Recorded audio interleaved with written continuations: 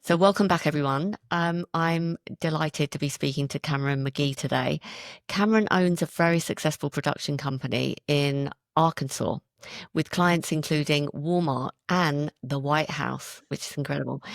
Today, among other clients, today we're chatting about the agency's integration of an account management role. Cameron, a very big warm welcome. Delighted to be here with you, Jenny. I've read your stuff and seen you speak and been a client of yours for a long time and have a lot of respect for you. So it's fun to spend some time together. Well, that's equally from my perspective as well. So, Cameron, first of all, can we first of all tell me a bit about who you serve and your company values, which is something that I've obviously, having worked with you for a while, really come through in how you deal with your suppliers, how you deal with your clients. So, yeah, I'd love to start there. Yeah, I'm happy to. Our name, Avad 3, the Avad word is Hebrew for serve. And I'm not Jewish. I don't know Hebrew, but when we were naming the company, we were trying to come up with something with AV in the name. And the people that were working with me said, "You just have a really big heart for service." Like every time we would talk about stuff, they're like, "You care about serving the client, you care about serving the team, you're just very servant obsessed." And so we found this Hebrew word it's Hebrew for serve, and it has a V in it, which we love. So that's where the DNA of Avad 3 comes from. We've got core values that tie to that. And but hopefully if you've experienced anyone from my team, you have felt a heart of service from them. I absolutely have. How do you capture those core values? Do you have them written on the wall? Are they three words? Are they in a sentence? Like, how do you make sure that every person that joins the company understands those values? Yeah, they're on the wall where they're supposed to be. They're words that I penned a long time ago. When someone starts with the company, part of our orientation checklist that's quite thorough at this point, I take them on a walk, and we literally walk just around our little town here, and we walk around our old office and our old warehouse and kind of down the street, and I tell the story and our history, but I also make sure that they understand the core values. And in their first, I think it's on their second week, it's in their first 30 days, and those core values are extremely important because whether they realize it or not, they're the lens that we were looking through when we were hiring them and choosing them. And their team interview, the very thorough interview process, that's what the team's looking for. Because we found if we're aligned on values, if we're aligned, we can do anything. So they're on the wall, but they're also things we give out gold stars. We give out these silly gold star stickers at our monthly all hands. And we award those gold stars off people who are embodying those five core values. And so they're very important. Can you repeat the five core values? Yeah, they're on the wall, and I will read them just since we're on the air. I don't want to, I don't want to be any more nervous than I am. I'm used to being behind the camera, not in front of it, so forgive me. I know you are. But the five core values are here to serve, professionalism builds trust, growth is the goal, one team, one dream, and seek to simplify. And I don't want to pick up my laptop and carry over there, but under each one, what we've done is for a phrase like seek to simplify, that could be misconstrued or misunderstood. And so underneath that, we basically say it in about five other ways. So there's five core values and there's five like sub bullet points that almost articulate it. So we say keep it simple. We say empower others through teaching. There's other phrases that we use, and those are I've found the way to make it a little more socialized and kind of conversational throughout the business. Where when people say, "Hey, we've got to seek to simplify here. This process has gotten too convoluted. Let's work together to keep it simple." Those are the ways that these don't just stay on the wall. They get conversational. I think I've had a few people talking about agency culture on the show. And what you've just described is what many agencies fail to do, which is to keep them current, keep them alive, and sort of measure performance based on your values. So I think that's a great sort of reminder for maybe some people listening. Um, talk to us about how you've evolved and grown to now sort of being at the point where you've got really, quite frankly, an enviable client list. And I'm sure there's lots of agency owners that are perhaps earlier in their journey. So can you just give us a flavor of that evolution? It's I would say a boring story. I don't know how to, maybe I should say it. Maybe I should have a little bit more of a marketing lens on that. But it's a quite humble story. I don't have anywhere in our history where like we got acquired or we got a big investor or these Hollywood moments or something that people are waiting for, unless you just call just kind of the American dream Hollywood. I've loved doing event production almost my whole life. I started when I was 12, just volunteering at my church. And it's just the craft in which I've always made money. Even when I was 13, just unashamedly asking the choir concert, can I record the concert for school and charge parents $15 for a DVD? It's just the way that I've always, it's been my hobby, and it's been a way that I've made a job for myself. And so um, I'm super proud. You mentioned some of our clients there. I'm super proud of our clients. I'm super proud of more than their logos. It's an honor to get to serve them on what I would call their biggest days of the year.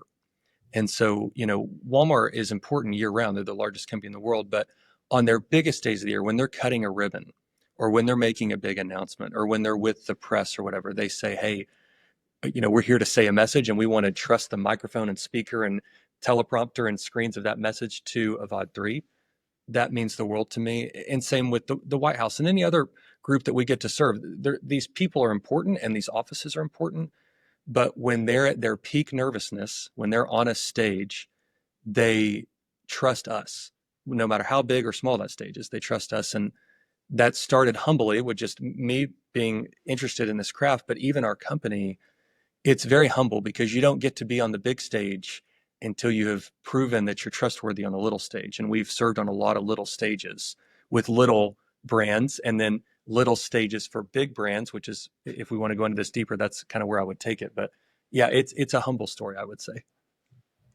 Well, it's that classic sort of compounding effect, isn't it? You have to, it's like the stand-up comedian that does a lot of the local gigs, and then they build up. So has that been the journey? Because I love that story that you told there, starting with the church, recording the ceremony, and then charging the parents. That's the agency owner equivalent of the lemonade stand Yeah. with the child outside the house. So talk me through that journey from being in the church to now, because presumably when you started Abad 3, you had the local smaller clients. For those, and I think this is going to be particularly interesting, Cameron, for those listening, how do I upgrade? Not upgrade, but how do I go bigger? How do I, serve a bigger type of client from where I am now? Tell us, share any insight or tips. Yeah, I've got a couple of thoughts on that. First, because we're in Arkansas, and I know you've got some folks from all over the world who listen to this, but Arkansas is a very small state in the middle of the country, not exactly Los Angeles or New York on the coast. It's very small. I think the humility that I talk about, um, we can't afford to screw up a project. I don't know what it's like to work in an agency in Chicago or something where there's plenty of work coming in, and if you don't like us or we don't like you, we'll find somebody else. But in Arkansas, if someone trusts us with $1, we have to deliver on that $1. We have to give 110% value. And so, um, you know, I would say one of the keys to our success is just taking exceptionally good care of people, which again is boring. This podcast may be very boring for people because, in my opinion, they're quite timeless golden rule type principles. But people say, well, how did you get to serve the president of the United States? Like, it's a big honor. I just honored. And well, we took really good care of a person who at the time was a young man, who was a young man working at a smaller agency, and then got promoted to a bigger agency, and then got to do some campaign work, and then got latched onto a client or a candidate that then got elected to be the president of the United States. And this person got nominated or elected, or I don't know how, appointed to be the director of production for the White House. And so they remembered us. He still had my cell phone number, and it wasn't his choice who to hire for this situation they had gotten into. The president typically doesn't firm up their speaking until about 72 hours before an event. So every day you see the president, they decided 72 hours before that they were going to do that in most cases. And so they were in a bind and said, we're in a bind, this is where we're going to be in the country. And they were asking around the White House, literally, do you know anyone? And he remembered me. He remembered us. And I got a cell phone call from someone else, not him, but it was a Washington, D.C. number. And so I answered it, and in 5 minutes assured them that we can do it and we'd love to, and we'll meet you there in 3 days, and we did it. I actually got in the car. We started driving and did a site visit. But those, in my opinion, for someone saying, hey, we want to level up, I think you have to be faithful at a small scale first. And I'm sure there are acquisition stories. I'm sure there's amazing romantic stories of just, serendipitous moments. But in my opinion, my only thing I have to go off of is my life and my experience. And the White House was taking really good care of someone that, frankly, was a very young person that didn't have a ton of experience at the time. I think when they were my client, I had more experience than they did. And I showed grace and understanding and just peace and care as we helped work on an event together a long time ago. Same thing with Walmart, with enterprise level. The first gig we ever did for Walmart was a company picnic in the parking lot. I think they literally did karaoke, Jenny. Like, it was very, most production company owners that I'm friends with now would not take that gig. You mean we're going to bring two speakers and do karaoke in a parking lot for a corporate summer thing? But it was the gig, and I was happy to do it. I was younger at the time. And so I would just say, if you're looking to level up, take really good care of the individual, because like a bumblebee, you never know where they're going to cross pollinate. These are principles that I've heard from you as well. When the big account calls, don't forget that enterprise level does need small things done. I think sometimes when we picture like, oh, I'd love to be the agency of record for PepsiCo or something, we fathom this massive, scope. And we have to realize that even the largest company in the world needed karaoke at the company picnic one day, and so I was willing to do something meager or something at the time, which to me was a big honor. It's still Walmart. We're in the parking lot. This is cool. But then I guess third, and I'm getting long-winded, so I'll land the plane here. But more than just taking good care of people and realizing that enterprise level does have small stuff. I would say I don't know, I would just say if you're wanting to scale up, really ask your heart why that is, because I've been thrilled. We have 44 people today, but I was thrilled when we had 4. And I've just been ecstatic every year. When it was just me, I felt kind of lonely. But once we got to 4, I've been thrilled. And I never thought we would need to be bigger than 4, because I'm from Arkansas and we do events. And so I would just say, if you're wanting to level up, ask yourself why. 44 is definitely more complicated than 4. And I would just make sure that you're willing to be happy where you are, because I've been happy every step of the way. And I think that's important. When I look back, I wasn't frustrated each year that we hadn't got there yet. I was thrilled with where we were. I think that comes through, actually, Cameron, in everything that you do. It really does. It really does. So just reflecting on, this leap that you did from managing smaller clients to these massive clients, play the long game, take good care of the individuals, be humble, and just I think you said something about being faithful. I love that. Faithful first. Yes. That's I mean, it's B2B. It's not B2C, but it's all relationships. And so it. I don't know if there's a dating reference in there, but you certainly don't propose on the first date. I think you have to I think you have to build trust, over time. Okay, so quick, unrelated question. Who was the president at that moment? I'll tell you, but I'll also say, when I got the call from this representative at the White House, who's still there, 5 minutes on the phone, and they're having to decide in 5 minutes, is this who we're trusting the audio and video and lighting to for the President of the United States speaking in 72 hours? He's trying to size me up in 5 minutes. I guess I proved myself in the first 4 minutes. And so the last minute of our call, he said, now I just want to make sure we're on the same page here. I don't know who you voted for. I can see you're in Arkansas. I can make an assumption based off statistics, but it doesn't matter, because I want to clarify. I've been in my job for 21 years. And I want you to know that I serve the office of the president. I don't serve who the American people elected for this 4 years. And from Bush to Obama to Trump to Biden, I just want you to understand they've all gotten the same service from me. So can I count on you for that, Mr. Magee? And I was just like, it was at my old office, but I literally stood up. I was on the phone. I stood up and gave like a salute from my desk, because I was like, this is a man, this is a gentleman that I want to serve. Someone who realizes the duty and the honor of what he gets to do. And I would love to come be a servant, to run the sound in the back of the room for this man, who it's his job to make sure the president is seen and heard clearly. And so it it was Joe Biden, and it doesn't matter who it was. It was Joe Biden at the time. And I remember even giving a pep talk to the crew when we were loading in. I said, statistically, 51% of you voted for one candidate and 49 voted for the other. So I know half this crew is thrilled right now and half this crew is mad. And I just want to echo the same words that I was given when I was tasked with this, and I'm your leader, and so I'm going to task you with this. They're all going to get the same service from us. So who's with me? And so we made those drapes straight and those flags steamed, and we did a good job. And we've gotten called back. And that's the other thing I gave the crew. I said, anybody can get called once. They were in a bind. Our measurement will be if they call us again.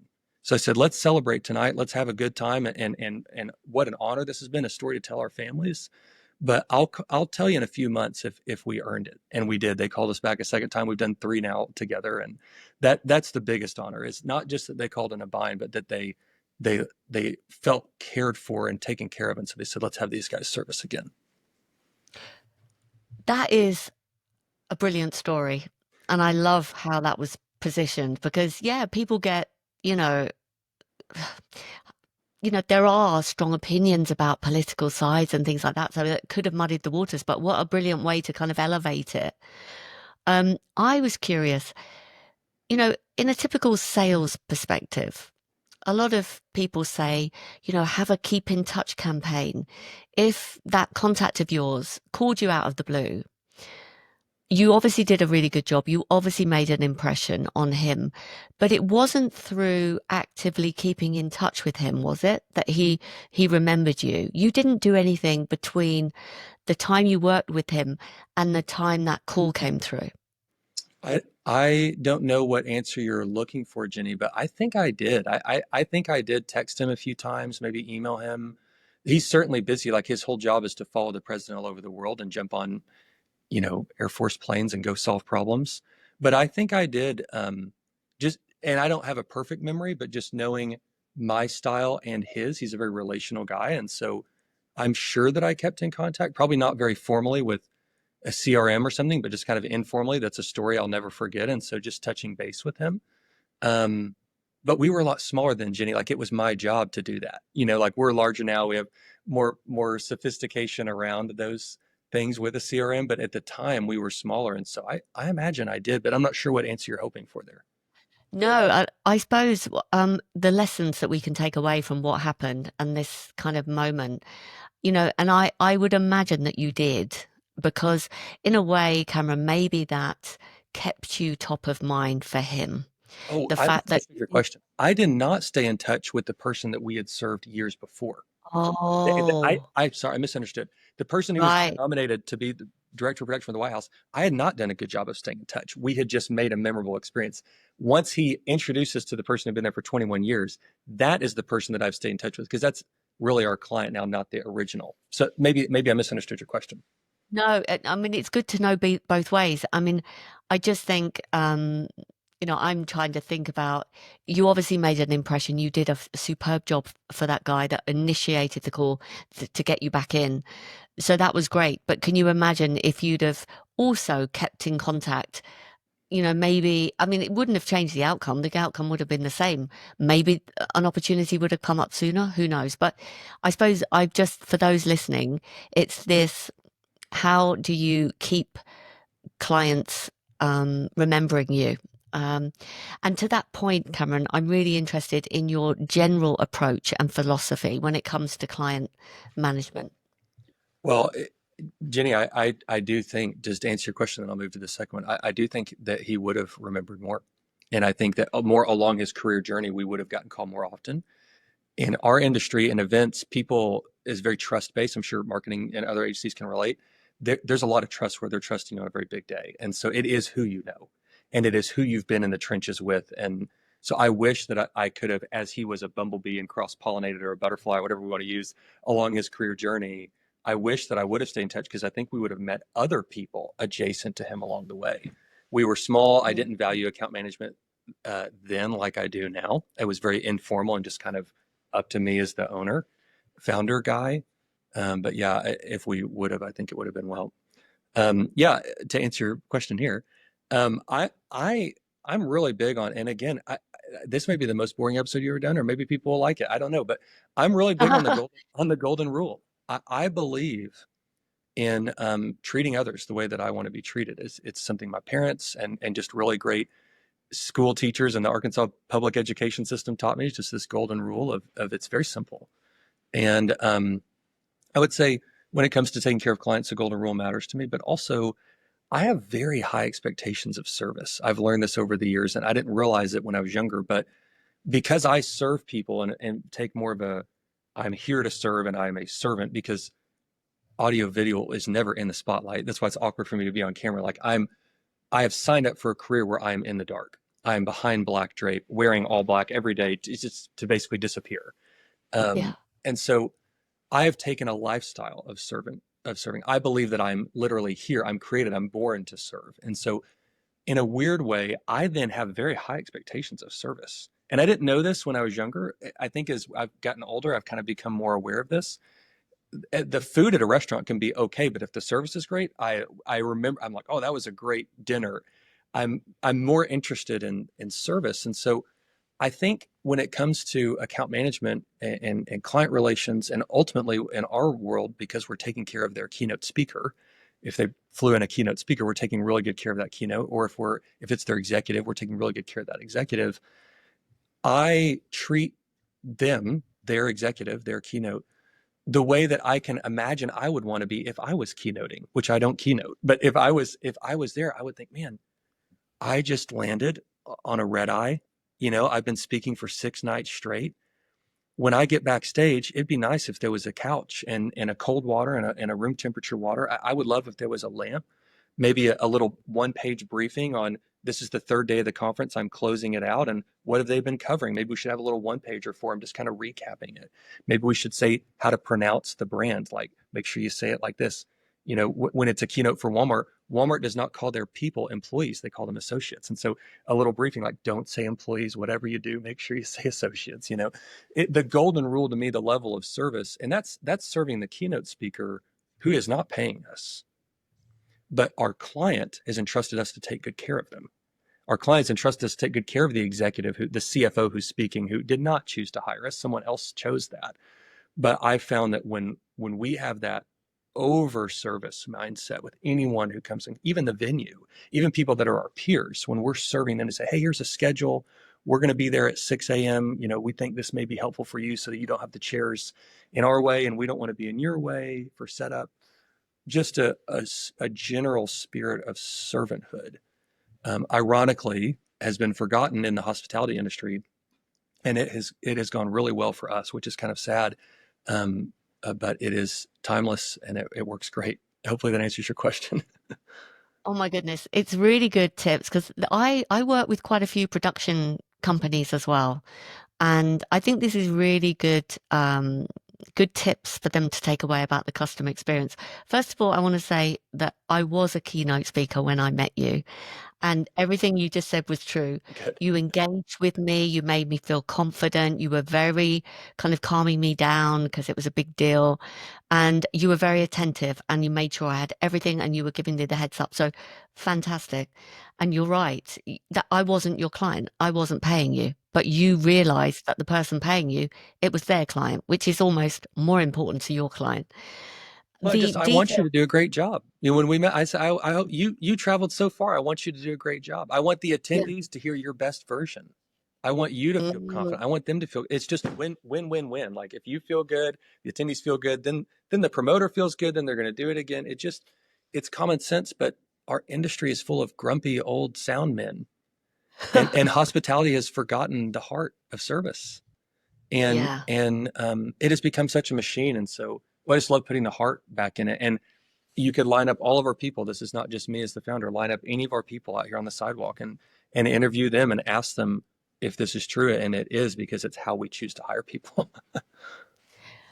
There's two things I want to pick up. One of the things you said was it's common sense. And I'm going to quote a friend of mine, Jerry Crawford. She said, it's not common sense. It's common sense, but not commonly done. Yes, And to your point about your standards are high when you go around restaurants, bars, shops, you're expecting that high level of customer service. And I bet you're the kind of person to also give feedback proactively if you get good service. I'm that's the right. same because you go into a place and they're not making eye contact or using different terminology or these tips that you gave. were really all about the touch points that you have throughout the client journey, and really thinking ahead about what are they going to need. Like you said, they could need a lamp. They might want a drink of water. They might want to sit down there. They might, don't use this language that's going to really. So all of that stuff is super valuable and helpful and translatable to whatever agency you're working in. So thank you, first of all, for that. I now want to talk about your team. You said if I lined up my team now, I'm interested from your production company perspective. How do you structure your team? And when did you decide that you would incorporate account management? Because that wasn't always part of the team structure. No, I'm happy to cover this, and I love our people. I just got somebody just dropped off a new org chart on my desk this morning. We made a new hire, so I'm looking at the org chart right here, but I don't think you care about Wow. the names on this new one. But the team is in 5 groups, and that's a structure that we changed last summer to really make sense. I think without TMI, the historically we were just all doers. Um, there's some brilliant writing. You've talked about this. David C. Baker talks about this in his book, The Business of Expertise, that I have on one of these bookshelves. But a lot of agencies really want to get out of the execution room and into the strategic room, which I think is beautiful. And I respect David. I respect you. I just love execution, and maybe it's going to make me make less money in my life, and I'm okay with that. I'm thrilled. Once I made more than a teacher salary, I'm thrilled. I was just going to be a history teacher was my plan. Um, but I love the execution. And so for years, most of our hires were simply the doers. Production, in my opinion, is a lot like construction. And so there's agencies and brilliant strategists and experts. And when it's experiential marketing, that is so important. And when it's ticket events, it's so important to have that layer of excellence of strategy at the top. We are the subcontractor. We are the one that when it's time to get to work, you call us and we get to work. And so for years, our team was just full of purely doers. Um, what I made sure of, I don't know, once we were 3 or 4 years in, once I wasn't the one client facing, we're 13. So maybe 3 or 4 years in, I made sure, because again, we can't afford to make a dollar and not give $1.10 back at 110% value. I always made sure the client had a point of contact, but I didn't really think of them as an account manager. I didn't really even think of them necessarily as a project manager. I just thought of them as, who on the crew are they going to want to talk to? Is the audio person, is this an audio event? Is this more of a heavy slide video event? Then after a few years of that, we really got more mature about that. We said, we're going to call that person a production manager, and we're not going to ask them to run the slides or run the sound or run the lights. They are there to be the point of contact to the client. They can be stage side, bringing the presenters up. They can be backstage prepping. They can be in the lobby, getting people to sit down.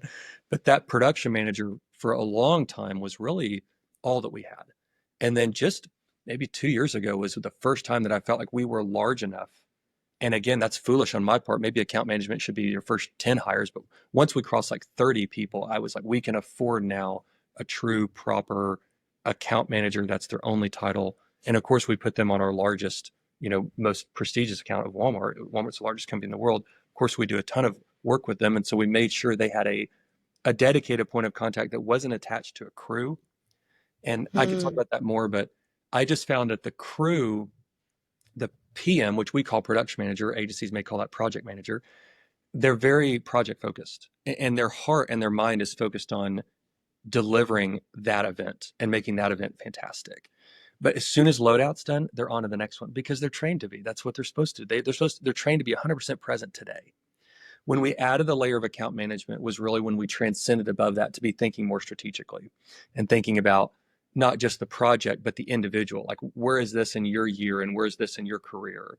And then the brand, the organization, where is this in y'all's, sorry, Arkansas, y'all, for y'all, where is this kind of like sitting for y'all, and where's the bigger arc here and the bigger story? And anyways, we could talk more about that. But traditionally, my team, very doers, always had a layer making sure the client had a point of contact, but only recently an account manager beyond the production manager.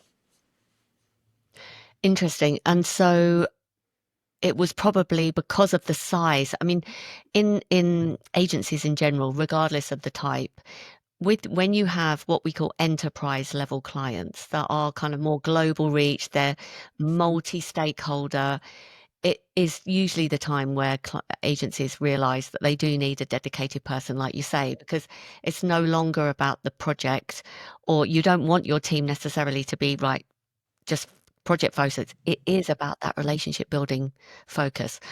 So you decided sort of a couple of years ago, you're at that 30-person stage, that you would put an account manager in place.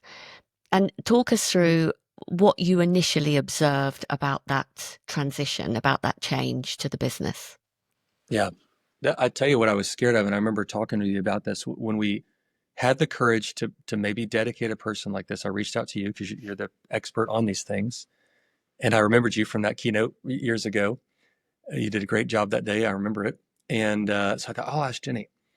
And I remember talking with you about this, and I was nervous. And this is arrogant on my part. I don't think I have a big ego, but I thought the client was going to miss me. I thought, well, I'm the owner, and because they're Fortune 1 and because they're a big client of ours, they like the owner, having my cell phone. Um, that was foolish of me.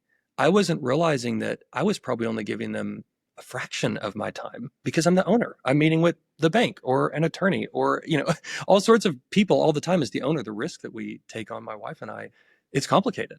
And so we're always in business type meetings. And I foolishly did not realize that they're our biggest client. I would do anything for them. I would always answer their call. They had my cell phone, but I was not calling them.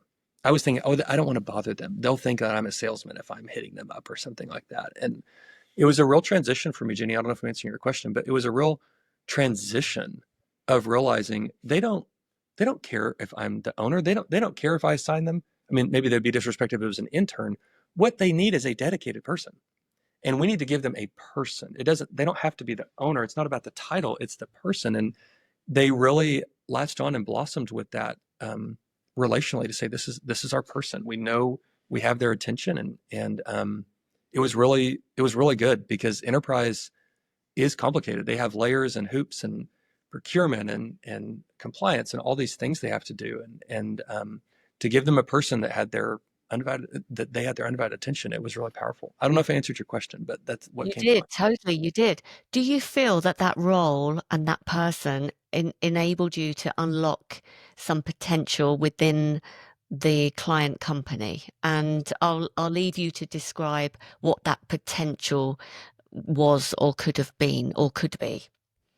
Yeah, it totally unlocked potential. Again, and I think I've articulated it without going into too much information, but the production manager was just project to project, and so it was a reactionary role.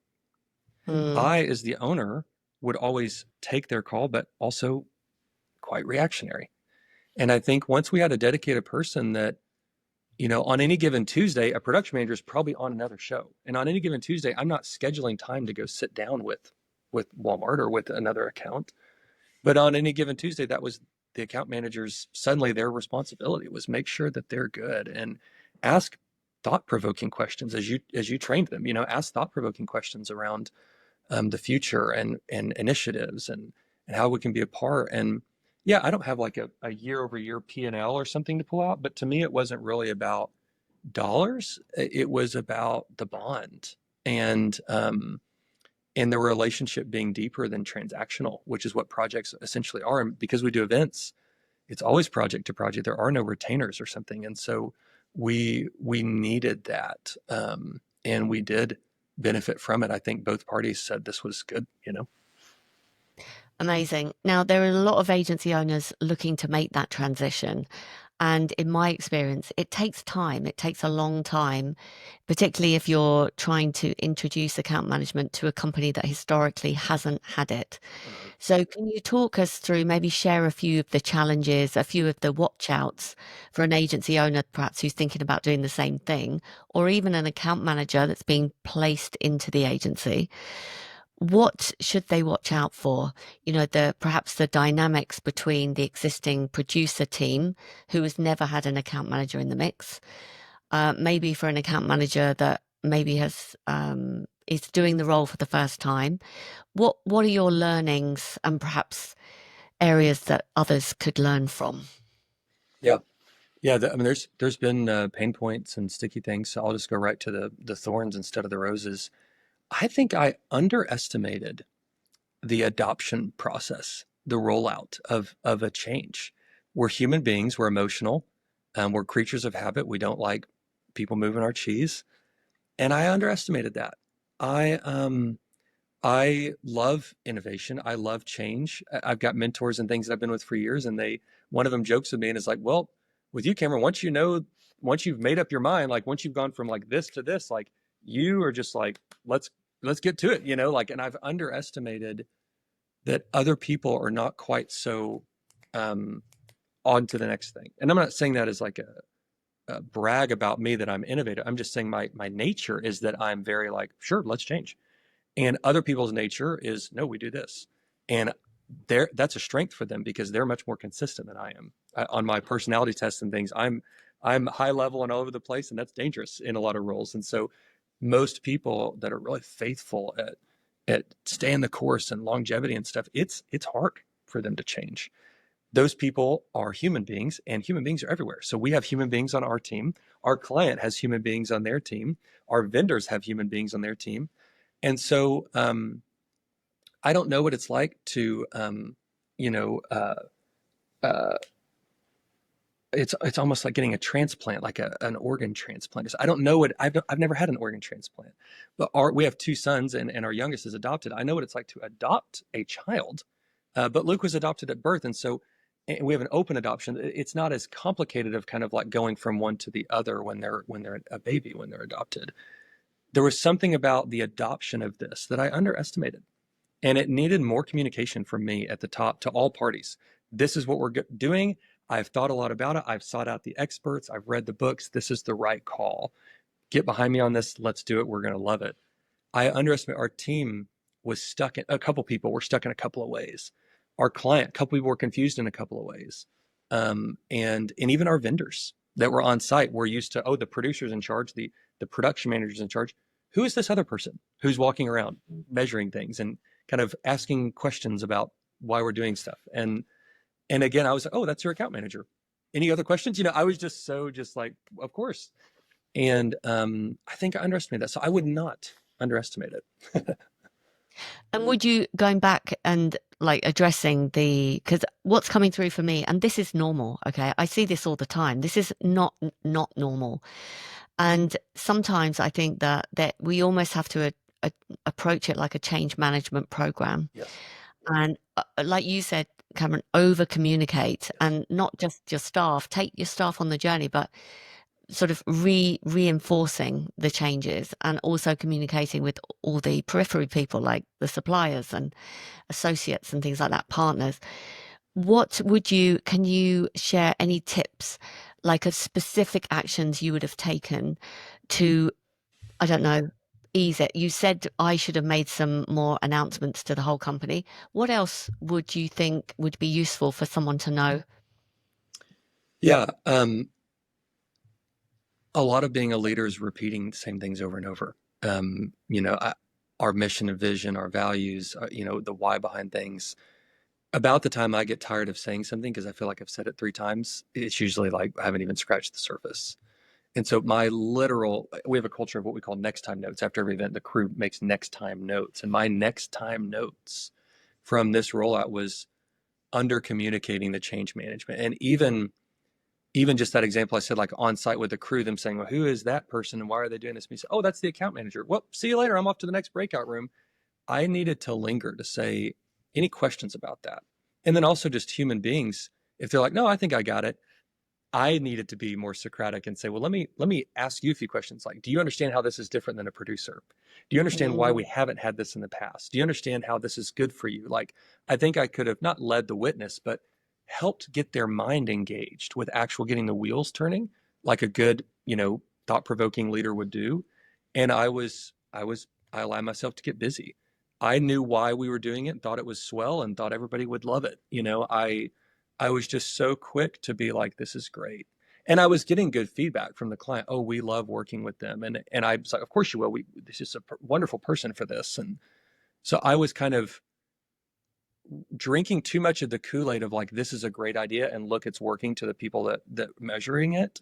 But I wasn't kind of asking other people on the client team, other vendors, other teammates more Socratically. So if we're literally speaking to owners here and leaders and CEOs or whoever is responsible for the change management, which I'm responsible for that and a lot of things in the business, I take responsibility for under communicating and being more thought provoking in my kind of verification that they did understand it.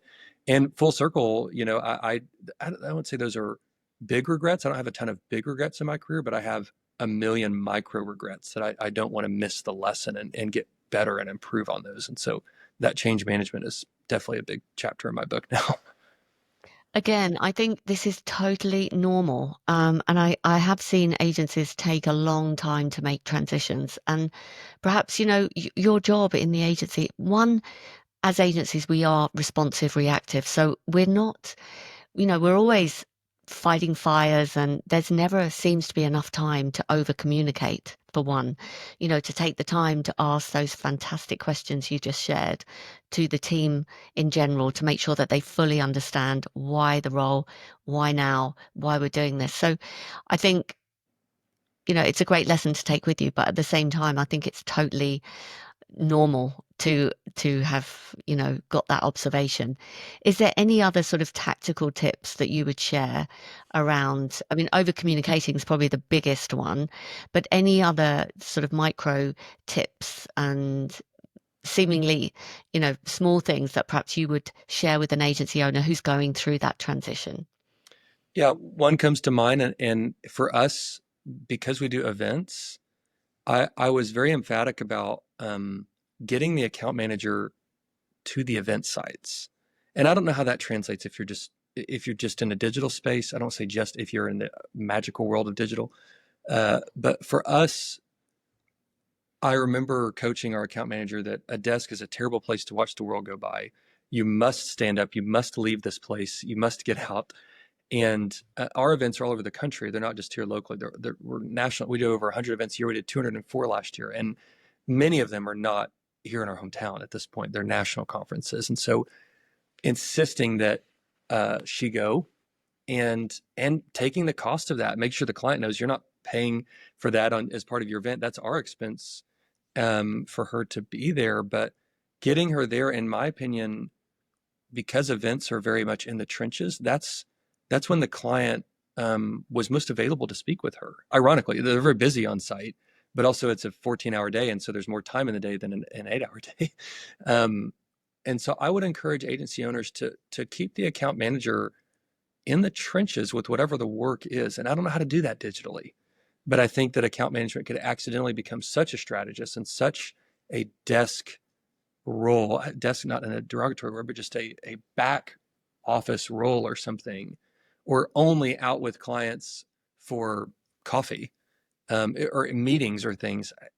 I don't think that would be as effective. I think it was critical to get her on site. And I've seen that even in looking back on some of the most really cool moments of growth for our company. Looking back, I was on site. I was with the client. We were sweating together, and that's when we were sharing and vulnerable with one another. And I was able to say like, hey, what's hard for you coming up next quarter? What's difficult, or what was difficult last quarter? And I could think about, okay, well, we can't fix any of those problems, but in 3 years we could. So I would absolutely get them in the trenches, if that answers your question. I don't think you realize how impactful that is and how much I totally agree with you on this. You're absolutely right. Whether you're whatever type of agency you are, if you are the account manager, seeing your client and investing in a trip to go and see your client is money well spent. There's no substitute. I mean, yes, we can do everything digitally now, but for example, I ran a training course for managing difficult client conversations the other day. And two people gave me feedback afterwards, and they both said, one of the most important things you said, Jenny, was have conversations with your client. I think we've got caught up in this world of email. So we're not speaking enough to the client, and we're certainly not seeing the client enough. So I think for anyone listening, Cameron, that's a really good tip to share, which is don't forget, invest if you've got a big client relationship that's important to you, invest in at least a couple of face-to-face meetings per year. Um, Talking of, I'm conscious of time, but I'm eager to ask you two more questions. Okay. Talking about advice for agency owners that want to kind of grow and scale, and they're obviously getting bigger and they're adding account management or enhancing their account management. Any advice for other agencies that want to grow to the scale of having 44 people and having such a brilliant client list? I will reference David C. Baker again, who I know is a dear friend of yours. And one of his early books that I read early, he taught that a client can measure um, your soft skills a lot more quickly than they can measure your actual craft. And I'll give an example. Audio-visual stuff is super technical. I'm sure that web development is very technical, or these other marketing people that listen to very technical things. I would venture to say that most clients have no idea what our beloved crew is doing behind the scenes. They have no idea what knobs they're turning, or the equalization they're doing on the mics, the compression, all the work that they do, the cameras, the white balance. They don't know. But David C. Baker taught that they can absolutely measure essentially responsiveness. It comes down to, are you answering an email in a reasonable amount of time? You don't have to be glued to your phone 20-minute email responses. That's too much. But are you being responsive? Are your emails free of typos? Or do you show up on time? Again, kind of the fundamentals of hospitality, the fundamentals of golden rule that I spoke of earlier. David C. Baker taught me through a book. And then in hearing him live years later, clients can measure that. And I've learned that, and I've seen that to be true full circle and absolutely in my story, that clients will say, this was an RFP. We reached out to 5 companies needing to get 3 bids. You were the first one to respond. You were not me, but my team. She was first one to respond. She was, articulate. She asked thoughtful questions when we did the RFP. She had smart questions, not just like low hanging fruit questions. And then you were the first bid to come in, and you followed up. Like, it's amazing, just showing.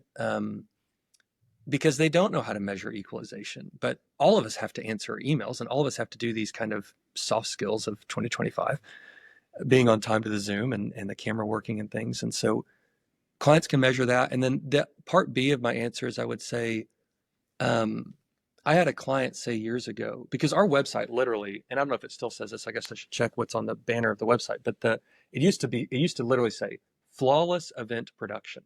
That's what we were selling. That's bold. That is wild, because in the event production world, people are actually used to problems. They're used to microphones feeding back. They're used to videos freezing or slides, the clicker failing or something. And so for us to literally boldly sell flawless event production is quite wild. And I remember when we rolled out that ad campaign, I was with one of our larger clients at the time, this was years ago. And he said, "Hey, Cameron, love the new ad campaign. That's great." He said, someday though, and we hadn't had a flaw in their events yet, but he said, someday there's going to be a problem on one of these events. And I just want you to know, we're still going to call you back, because I don't call you because it's been perfect. That's a pedestal that you need to be careful putting yourself on. I call you because this is the crew that I would trust and how they would handle it. It's not about being perfect. It's about how you respond when things go wrong, because things are always going to go wrong. And you teach that in account management too, Jenny. It's not all puppies and rainbows. It's, do you have the skills to call a client and can you basically, and a good account manager could be on the phone with the client and could walk them through hell and back, and the client would thank them and say, that was a wonderful little stroll we just went on. Can you walk through the valley with them and it still be pleasant? And so that's what I would say is it's not about being perfect. It's about how you respond when you're not. But if you're choosing what you're going to deliver on or not, you might actually set aside the tech, which I've had to do, set aside the tech and the depth of getting better at equalization, and elevate the soft skills for everyone in your company, which is what we've done here, to realize that eye contact, yes, ma'am, no, sir, when we're putting a microphone on people, having good breath, saying, how was the flight, everyone can measure that. No one can measure which model of lavalier we chose for the day. So that's how I would answer that question. Again, it comes back to how you manage your team and how you've created this culture. And what you've just described there is absolutely fundamental. And yet it's kind of common sense, but not commonly done. But what you just said there was being specific. I think a lot of people, particularly if you're early in your career, okay, we both started our career somewhere. You are a bit clueless. You haven't had all the experiences in the world, and you need to be guided. So just to have a roadmap. I mean, I think, how do you give your team feedback, Cameron? Do you adopt the, oh gosh, what's the approach to giving the feedback? I can't remember the name of it, but it's being quite assertive, but being very clear, and You're kind. thinking, are you thinking Brene Brown, like clear as kind? Are you Uh, thinking, I don't know, there's 100 models. There's the one from like the yeah, 90s of like the sandwich, like say something nice. That's a ridiculous one. But yeah. um, yeah, feedback's really important. Ours is called next time notes is how we do it. And it's just a phrase that's said often after every event as part of our little checklist. We're kind of recapping, like, did we unload the truck? Did we scan the equipment back into our warehouse? Things we have to physically do. It's also, have you commented on the next time notes thread? If you're the leader of the project, have you started the next time notes thread? Have you led by example by saying, hey, great job on the show last night, everybody. That was awesome. What's everybody's next time notes? If we did this show again next year, most of our events are annual, or if we did a show just like this next week for a different client, what would we say we'd want to do differently next time? Or if you want to be super positive, what's something we did really well that you want to make sure we keep and we don't throw the baby out with the bathwater next time? But that thread is very vulnerable because all 44 of us in the company are on it. I expect all my managers to read it and look for lessons to pull out. But also our freelancers who serve with us are on it. We don't have the client on that thread, but it's very open. And people, there's kind of a spectrum of how nice people want to be versus how confrontational they want to be. But it's kind of hard to hide if it's like, yeah, we had a problem at load in with people being unsafe on the lift gate. And we've got to make sure that before we start the lift gate moving out the truck, that we kind of make sure, does everybody know how we do this here? That's a next time note. And that feedback's hard to hear because the person reading that who knows, like, oh yeah, I was the driver on this one. That's my responsibility. But we have to accelerate change, which is why I guess I'm so fast at adopting changes. We have to realize, like, if there's a lesson to be learned, we don't want to miss it because we want to get better all the time, because the company's success and the company's growth is essentially just the sum of its parts. And if we're all individually growing, the company is going to be growing exponentially. And so I think feedback is important, but ours is a very raw, candid. Of course, HR, we do annual reviews. We have a monthly one-on-one with your manager. We have a weekly touch base. There's all sorts of systems that we've built. But I think the most vulnerable one are the next time notes from an event with the whole crew and the whole company tuned in saying, yeah, that was not okay. And we don't want to do that next week. I'm totally stealing that. Go for it. Yeah, next time notes. I It's love it. just the way it's worded. It's so positive. I love it. And this is such good tips for people listening. So thank you so much. Cameron, final question. Any thoughts about how the event industry is changing? If there are any production companies also listening to this, any kind of quick thoughts on the way it's moving? Yes, I have some thoughts on that. I'm not a very trendy guy, but I was just with I formed a little cohort of other production company owners because I was feeling so lonely, and so I've got there's 7 of us, and it's folks from all over the country. I've got a California guy, a Vegas guy, Florida, Michigan, Louisiana, North Carolina. They're from all over, and we just got together. And this was one of the things that one of them asked was, hey, what's everybody seeing as trends? And we talked a lot about this, and this was just a few days ago. And so this is not just my opinion of trends. This is from other people from all over the country and in this industry. And really what we reckoned, this has been a theme of this whole podcast. Hope people aren't bored. A lot of the most timeless things is what we really settled. And that wasn't my guidance. That was the group. We were realizing, during COVID, everything went hardcore virtual, and now it's settled back in kind of a hybrid. And we were trying to determine, do we think that hybrid is forever? Or do we think we need to kind of divest in some of the virtual technology or increase the in-person? And what we reckon, which is all speculation because we don't have a crystal ball, Jenny, but we believe that hybrid is the new normal. People have said that. But what we meant was, we think that if you think back 100 years ago on the Titanic, there were ticket tiers. There was a first class seat. There was a bottom tier seat. If you think about a concert, there are general admission seats, there's front row seats, and then there's even backstage passes. And so what we reckon was, we believe that hybrid is the new normal, but that hybrid is going to almost in 2 ways. it's going to allow for, if you're in person, it's going to feel a little bit more like your first class. A lot of, Muhammad Ali or whatever moment in history you want to think about. Some people watched that on TV, and some people were there, and some people were in the front row and like took a picture and shook his hand afterwards. And so when you think about hybrid with events, we believe that it's here to stay. But we believe for a corporation, it may be, hey, we can't travel everyone for a big conference. So we're going to be inclusive of those who we didn't pay to travel, and we're going to let them watch the virtual feed so they still hear the message. But then also those who did travel, we want to elevate this year's award winners, or we want to elevate something. And so thinking about how the big event gets bigger with the hybrid audience, but also gets smaller by saying, hey, we're going to have a presenters cocktail hour, and we're going to invite all the presenters who present, but we're going to invite the award winners from this year's corporate awards, or if this is a conference, the sponsors. We're going to say, hey, there's just 50 of us. We're meeting backstage the night before the closing session. Come be with us. And so we reckon that we believe that hybrid is here to stay, but that in-person almost becomes the medium of the t-shirt size. It gets larger with virtual audience, but then it gets smaller in person to say, hey, we traveled you in, and we want to make you feel special. First class ticket on this airplane. We're all going to the same place, but you're in the front. And so that's what we reckon. That's just from a few days ago, but I'll tell you again in 6 months because we get together often. That's so interesting, and I can see exactly what you're saying, and all those kind of tiering for different events.